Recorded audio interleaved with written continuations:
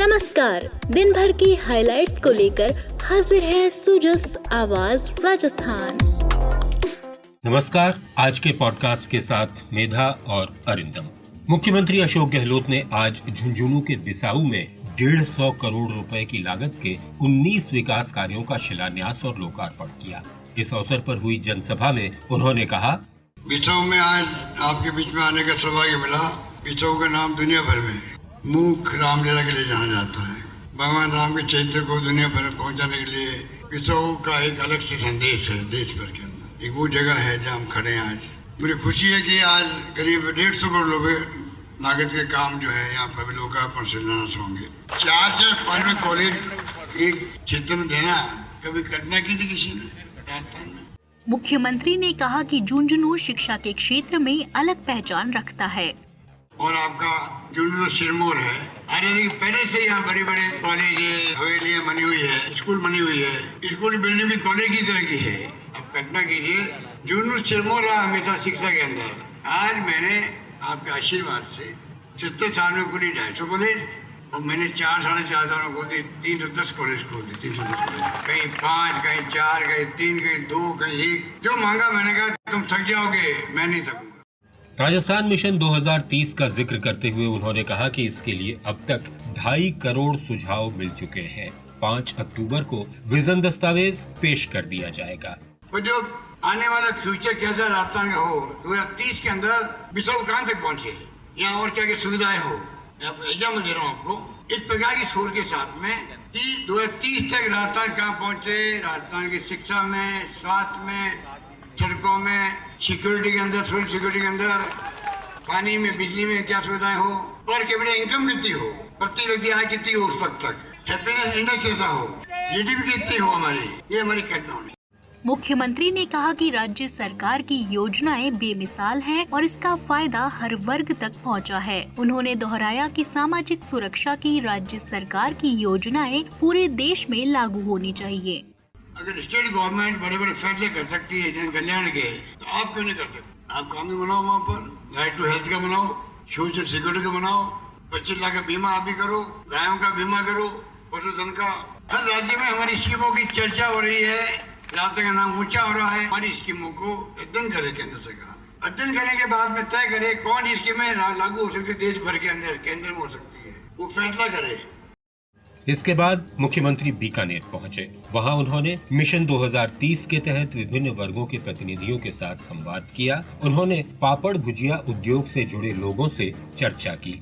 2030 विकास की 10 गुना रफ्तार, सच में सही कहा था कि हमने ये एक्सपेक्ट नहीं किया था कि आप हमसे संवाद करने सीधे बीकानेर आएंगे। बीकानेर में बहुत सारी हमसे संबंधित इंडस्ट्रियां बढ़ती जा रही है। उसी को देखते हुए हमारी इकाइयों के अंदर बॉयलर जैसी सुविधाओं की ज़रूरतें बढ़ती जा रही है। पर इनसे कुछ सरकारी मानक होते हैं जिनके लिए हमें कुशल कामगारों की ज़रूरत रहती है और उनसे संबंधित परीक्षाओं में काफ़ी लंबा गैप आता है, 2 साल, 3 साल, 4 साल। तो वो परीक्षाएं हर वर्ष करवाई जाए और हर संभाग मुख्यालय पे करवाई जाए।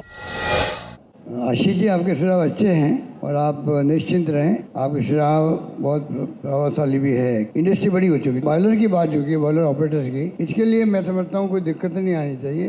पता नहीं किन कारणों से ये संख्या नहीं बढ़ पा रही या एग्जाम नहीं हो पा रहे हैं। ये जब जो दिन की है बॉयलर्स की, तो उसी ढंग से उसी रेशियो में उपलब्ध होने चाहिए। इससे पहले कल शाम मुख्यमंत्री ने सीकर जिले में सांगलिया धाम में दर्शन किए और प्रदेश में खुशहाली, समरसता और मानव कल्याण के लिए प्रार्थना की। इस मौके पर मीडिया से बातचीत में उन्होंने समाज सेवा में सांगलिया धाम के योगदान की सराहना की।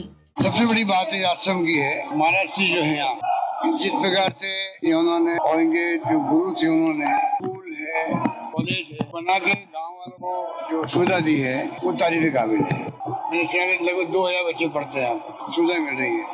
कमियां बताई मुझे यहाँ पर PHC के बारे में कहा गया है, स्पोर्ट्स कॉम्प्लेक्स के बारे में कहा गया है, खेलकूद की सुविधाओं के बारे में, वो हम लोग दिखा करके जो कर सकते करेंगे।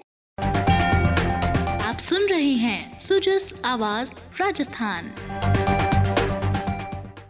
और अब कुछ और महत्वपूर्ण खबरें। अपने जयपुर दौरे में भारत निर्वाचन आयोग का दल विधानसभा चुनाव की तैयारियों का जायजा ले रहा है। आज दूसरे दिन सभी जिलों के प्रशासन और पुलिस प्रमुखों से संवाद कर कानून व्यवस्था की समीक्षा की गई। इससे पहले कल राजनीतिक दलों के प्रतिनिधियों और एनफोर्समेंट एजेंसियों से संवाद किया गया। इधर सीकर में स्काउट गाइड से जुड़े छात्रों ने मानव श्रृंखला बनाकर मतदाता जागरूकता का संदेश दिया। इस मौके पर गोष्ठी भी हुई, जिसमें मतदान के बारे में जानकारी देकर मतदाताओं को जागरूकता की शपथ भी दिलाई गई। जयपुर के रामगंज इलाके में हुई एक हत्या के मामले में राज्य सरकार ने तत्काल संवेदनशील कदम उठाते हुए मृतक के परिजनों को 50 लाख रुपए का आर्थिक मुआवजा, संविदा पर नौकरी और एक डेयरी बूथ आवंटित करने की घोषणा की है। इस मामले में 9 लोगों को गिरफ्तार किया गया है। डीजीपी उमेश मिश्रा ने लोगों से शांति बनाए रखने की अपील की है। मुख्य सचिव उषा शर्मा ने कल सचिवालय में राजस्थान फाउंडेशन की 11वीं कार्यकारी समिति की बैठक ली। इसमें उन्होंने फाउंडेशन के परोपकारी परियोजनाओं से संबंधित 271 करोड़ के 17 LOI की प्रगति की समीक्षा की। बैठक में जयपुर में प्रवासी भवन बनाने के प्रस्ताव को भी सहमति प्रदान की गई है। बैठक में जयपुर में प्रवासी भवन बनाने के प्रस्ताव को भी सहमति प्रदान की गई। गहलोत सरकार राजस्थान पेट्रोलियम डीलर्स एसोसिएशन की समस्याओं के प्रति गंभीर है। वित्त और राजस्व सचिव की अध्यक्षता में गठित समिति ने इस बारे में कल सचिवालय में गंभीर विचार विमर्श किया। इसमें राजस्व और अन्य राज्यों से दरों की तुलना की गई। प्रमुख ऊर्जा सचिव भास्कर ए सावंत ने जयपुर के विद्युत भवन में ऊर्जा संरक्षण भवन संहिता की 3 पुस्तिकाओं का विमोचन किया। भवनों में ऊर्जा संरक्षण संबंधी अधिसूचना इस साल मई में जारी की गई थी। ये पुस्तिकाएं उसी का विस्तार है। राजस्थान पैरामेडिकल काउंसिल ने डिप्लोमा पाठ्यक्रम में प्रवेश के लिए 31 अक्टूबर तक ऑनलाइन आवेदन मांगे हैं। इस बारे में विस्तृत जानकारी वेबसाइट rajasthanmedicalcouncil.org पर उपलब्ध है। अब सुनिए जिलों का राउंड अप।